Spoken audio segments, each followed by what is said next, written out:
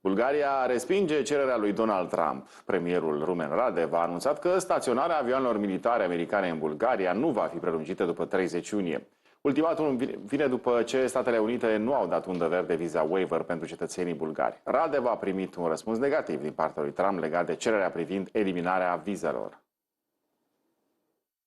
Че при разговора ми с президента на САЩ поисках отпадане на визите за българските граждани. До момента нямам положителен отговор и аз напълно разбирам сложността на нормативните процедури и необходимостта от време.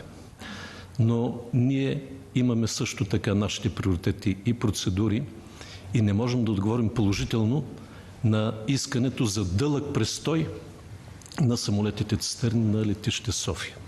Затова днес ще приемем решение на Министерския съвет, с което удължаваме този престой до края на месец юни, за да дадем възможност на нашите съюзници да препланират своите действия и да намерят друга локация.